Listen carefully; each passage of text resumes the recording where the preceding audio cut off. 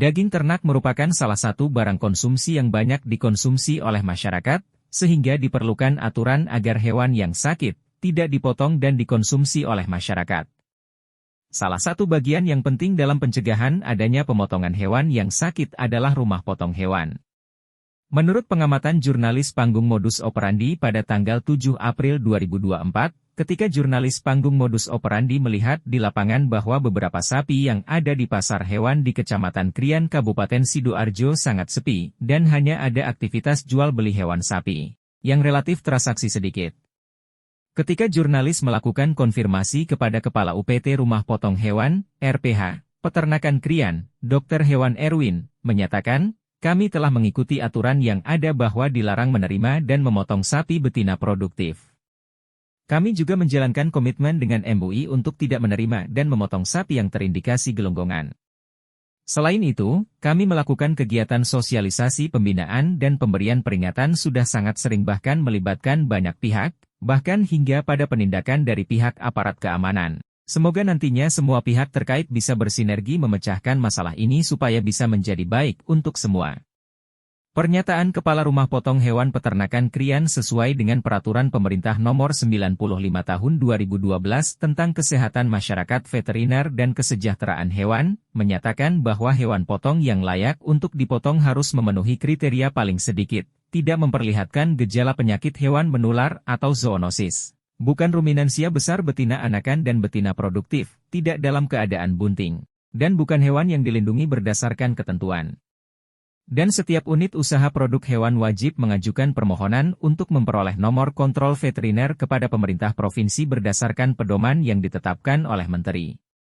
Serta bahwa nomor kontrol veteriner diberikan dalam bentuk sertifikat nomor kontrol veteriner oleh otoritas veteriner di bidang kesehatan masyarakat veteriner di provinsi atas nama gubernur.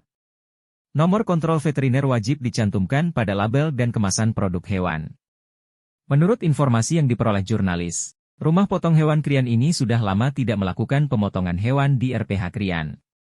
Ada dugaan bahwa masyarakat pedagang sapi lebih memilih untuk memotong sapinya ke tempat pemotongan hewan, TPH, dan bukan ke rumah potong hewan, RPH.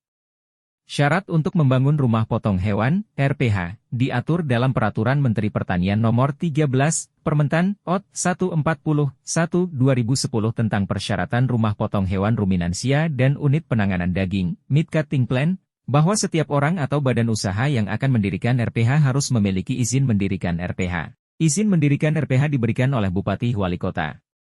Bupati Wali Kota dalam memberikan izin mendirikan RPH harus memperhatikan persyaratan teknis RPH.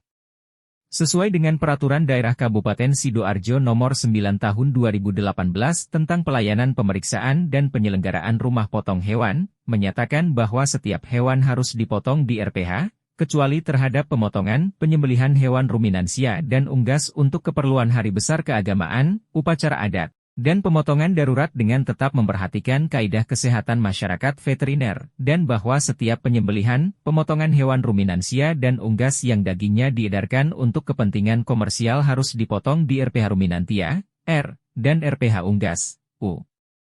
Semua pemotongan yang dilakukan di luar dari RPH melanggaran beberapa peraturan lainnya, yaitu Peraturan Perundang-undangan Nomor 41 Tahun 2014 tentang Peternakan dan Kesehatan Hewan.